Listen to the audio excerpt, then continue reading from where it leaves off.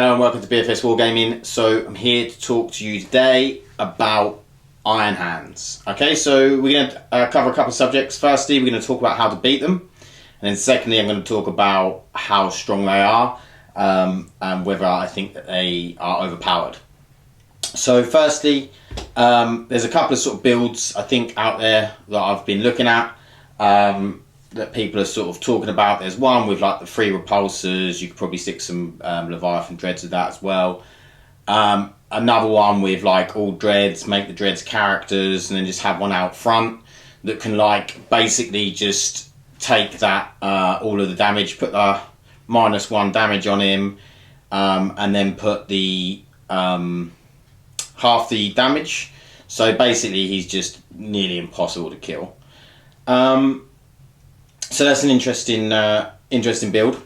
So the thing about most of the Iron Hands builds is they are going to be pretty like castle-y. Although that castle can move, to make it really effective it's probably going to be fairly reduced movement because you've got a couple of characters there that are on foot and that sort of thing. You need to keep them in range of things.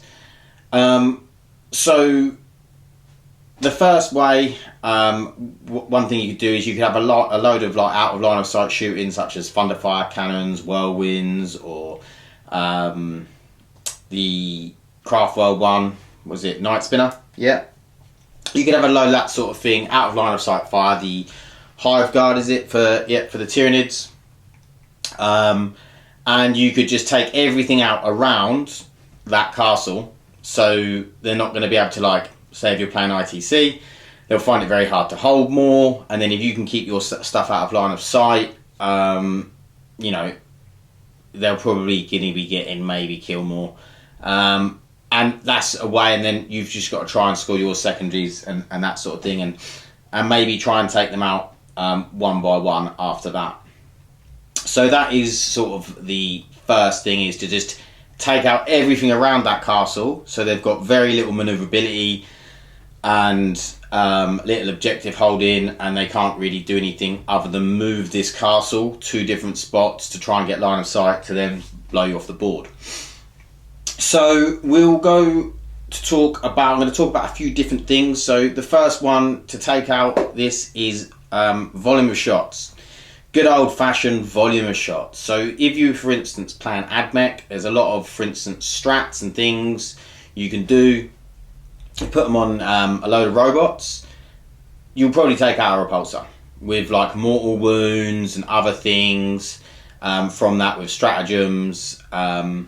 You could probably take out a repulsor a turn, especially with the rest of your army as well shooting. I would expect you to be taking out a repulsor, even with -1 damage, to be taking out a repulsor a turn, even with the 5-up in bomb, because it's just pure volume shots. But you know, there's stuff like that in the game, but not every army has it, obviously. So I'm going to go through a few different things you could do with some different armies. So then you've got the Necrons. The Necrons I actually think are quite good against Marines. I think they're one of the stronger armies, not in general play, just against Marines. I mean, the strat, because this is a castle and you need to keep stuff together for the -1 damage and everything else, well, the strat with the 3 doom sides loves a castle. It's just going to plonk that down there, and then everything's gonna get mortal wounded, which is really a really nice strat, which will make people then have to split up their castle or just take the mortal wounds, depending on obviously if the Necrons go first. And then you have the Doomsday Arcs, which are, you know, again, they're swingy, but if you roll well on them, you know, if you're getting 4, 5, 6 shots through D6 damage on a repulsor or a dreadnought or whatever it is, there's a good chance that you're going to do a fair amount of wounds to it. And it's about having, you know, if you've got 3 Doomsday Arcs, if you've got 3 Doom Sides, it's a lot of volume of shots, so they're going to find it hard to deal with. And then, last but not least, is the Destroyers for the Necrons. With that reroll everything stratagem, you would then, you know, I would be expecting Necrons to be able to take out an Iron Hands repulsor a turn, even with all the buffs, or a Dreadnought. I do think they're one of the armies that can do it. I'm not talking about the dreadnought with -1 damage, half damage. Do you know what I mean? You're not going to. You shoot one thing at that, and then you shoot at something else. You know. So then we have the moving on from Necrons. We've got Thousand Suns. Thousand Suns have the chance to do quite a fair amount of mortal wound output with different powers and smite, and then they also have Treason of Zinch, which they could do on a character. So you know they could. If they've taken out, for instance, if they've done a few of their, because they've got some sniping powers, so if they do a few of them on, for instance, Feros, then they take control of something near Feros so they can shoot Feros. That might be able to finish him off, for instance. So there's things they could do, which would be, you know, could be quite nice. And then they've got... So yeah, that's pretty much it for the Thousand Suns. Like the snipe with the powers and smite, and you know, just dealing out mortal wounds, because that is going to be a weak spot for them. Going on to mortal wounds, then you've sticking on mortal wounds. Sorry, then you've got the Eldari. So you've got the Drukhari and the Harlequins, which can dish out, depending on what you take with them, can dish out a fair amount of mortal wounds through haywire. And then obviously with like Drukhari, you've just got volume shots with the disintegrators. So just, you know, pile in as many disintegrator shots in as you can to follow up with that with the haywire. You could possibly take out a repulsor or a dreadnought a turn. And then you have, and also with the craft worlds, they don't have the haywire, but they have mortal wound output, and they have like guide and doom. I mean, all of these things. And then if you've got some good firepower from like fire prisms and stuff like that, you could then take one out. The other thing is any power that the one thing I missed off for the Thousand Suns, or any of the psychic abilities which can take away an invuln save, obviously is really good, because if you can take away the invuln save and then, you know, you've got -3, 4 weaponry, it's a good chance they're not going to be getting much of a save, so you can then take them down that way as well. Yeah, so it's more about armies with either really high volume of shots, good mortal wound output, or you know, taking away invulns and then having, again, you still need a good volume of shots, or the high damage, multiple high damage shots. So we'll move on to talk about the Iron Hands in general and their powers or their abilities and strats and that sort of thing. So we'll talk about how good they actually are. Now, we don't know what's coming with Psychic Awakening, with new codexes. You know, you don't know how much they're going to build stuff up. In my opinion, it doesn't matter what they do with the rest of the game, Iron Hands are too strong. The reason that I think this is because, one, pretty much every army in the game is going to find it hard to kill even one vehicle at a time. Because all of those things I just talked about, ways of killing them. Sorry, the one thing I forgot to mention was snipers. So volume on like eliminators, sniper scouts, take out Feros, take out the captain of -1 damage relic, and then you're sort of back to square one. They're just normal space marines and you can kill them. Yeah, so that was my other one I forgot to mention, was snipers. So any armies that's got high, you can get a high volume of snipers in, that would be good. So, but what I want to say is there's things like -1 damage relic. I don't think that should be on a vehicle.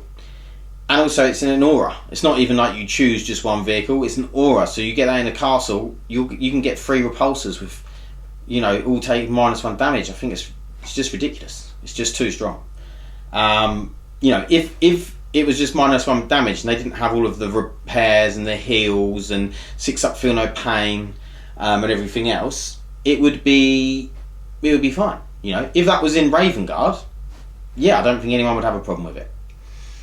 So the -1 damage, I think, should be on infantry only. It still makes it very good if you stick that with a load of aggressors, with you know, especially where you could do that plus the transhuman physiology, so you can only get wounded on 4s. You know, that then makes them pretty survivable, but I just think it's too much on the vehicles. So I think that should happen. I think that there's the strat that you can then double heal. I don't mind that strat, but it shouldn't be allowed to be used with Feros's power, because he heals straight 3, so then you're healing straight 6. I don't think that should be. I think sometimes if you roll the dice 2d3 and you get six wounds back, fine. It's a game of chance. That's fine, but not straight 6 damage. You shouldn't be getting that back, and you definitely shouldn't be allowed to use the strat and the Librarian power on the same unit. No way, because you can get back nearly up to 9 wounds. It's just too much. It's too much to get back. Like, it just makes it ridiculous. Again, I'm going to use that word maybe a lot. So what I think should happen, you can only use the strat on a normal D3 heal, so you'd be able to get 2 D3 heals and that thing. You wouldn't be able to use the Librarian on that as well, but you can use, for instance, Feros on another vehicle and then the Librarian power on that vehicle. So you're basically just not allowed to like heal more than up to 6 wounds, which hopefully most of the time it wouldn't be 6 wounds, it would be more like 4 or 5, something like that. Again, not, you know, they're still really strong with these things I'm talking about. Really strong. Still better than most other armies out there. I would take Feros's 5-up Invon. I don't mind the 5-up Invon, but it should only be against ranged. I don't know why it's against for everything. Because there's 2 things. One, they can overwatch on a 4-up. Okay, yeah, only 1 unit, but if you're overwatching a repulsor, like, people just wouldn't charge a repulsor, because why would you? Or even a Leviathan Dread, because you're probably going to die. So why would you, especially when you've got rerolls and stuff with that. I don't think any overwatch in the game should go above a 4-up, unless it's on like a unit of something that have got like strength 4. I mean, I don't mind it. Again, maybe change that 4-up overwatch to infantry only, because yeah, I'm not too bothered if, don't get me wrong, Tenet Necessors on a 4-up overwatch is still really strong, but it's not, I'm going to take out your knight strong. Do you know what I mean? Or maybe not knight, but you know what I'm saying. Well, I mean, even with 5-up overwatch is good. I mean, they've got 5-up overwatch across the board. They don't need 4-up overwatch. 5-up overwatch is amazing with rerolls. And even without, it's still pretty good. So yeah, I just think they should probably just bin off 4-up overwatch altogether. I mean, because if you say infantry, then they can put it on aggressors. Again, too strong. It's just too strong. I just think they should get rid of the 4-up overwatch. And everything I'm saying here, bear in mind, is just trying to balance them a little bit compared to the other supplements that are out, but obviously not making them bad. I think with all the things that I've said, so we'll just go through them. -1 damage is infantry only. The strat can only be used on a normal tech marine. The Librarian power can't be used if you've used the strat on that. And the 5-up Invon should be ranged only, and there should be no 4+ overwatch stratagem. Now, if you were to do them changes, I still think Iron Hands is the best supplement of all the Space Marine so far. I haven't seen Salamanders and Imperial Fists yet, but they're still the best at the moment. Definitely the most durable, and they've got good shooting. It's not like Death Guard where they're hitting on 4s. You know, they're durable, but they're hitting on 4s, so they take a bit longer to kill you. You take a bit longer to kill them. That's balanced. They're hitting just as well as Ultramarines. So why is that fair? Why is that a thing? Why is it? When they made the rules, why did they think this was okay? I don't know. But the reason I say that we already know it's overpowered and without seeing anything from Psychic Awakening is because if you take the Ultramarine supplement, the White Scar supplement and the Raven Guard supplement, I'm not expecting them all to be completely evenly balanced, but that's so far ahead of them that it's ridiculous. It's already shown that it's so overpowered from without even seeing anything else, because it's already so far ahead of White Scars, of Ultramarines, and of Raven Guard. Like, I'm thinking, like, because I'm going to a tournament in October, mid-October, I'm already thinking, oh, I'm going to have to change my Spearhead to Iron Hands, because I'd be stupid not to. Like, I want to play pure White Scars, but I'm not really using the White Scars +1 damage.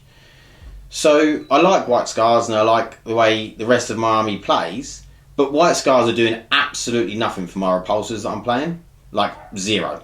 So why not then change that Spearhead to Iron Hands, put Ferrous in there, and then just have that as a really tanky... I mean, the one thing I can't do is I can't take the Relic for -1 damage unless I have an Iron Hands to my Warlord, which I don't want to do. But I can still have a 5-up invuln, I can still heal loads, I can still,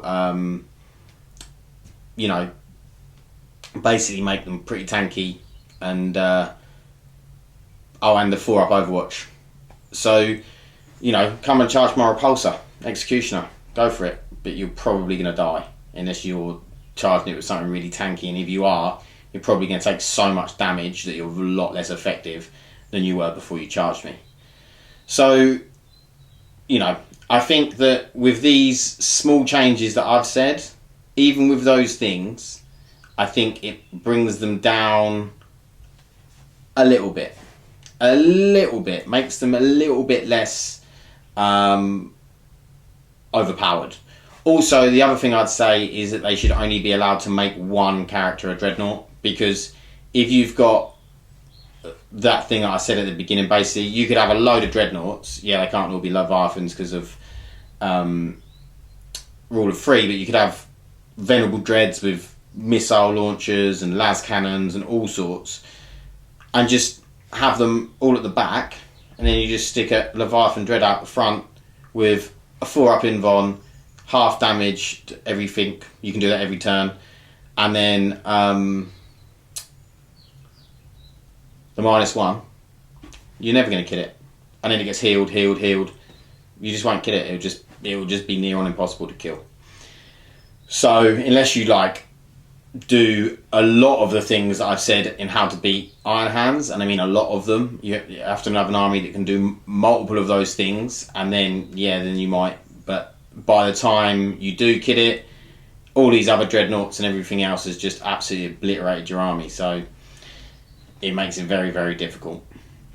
But that is what I'm going to say today. Please let me know what you think. Do you think I'm completely wrong? Do you think the Iron Hands are absolutely fine?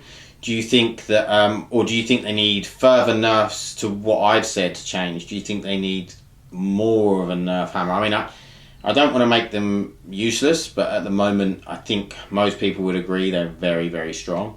But yeah, please let us know what you think, and we'll see you in the next one. Thanks. Bye.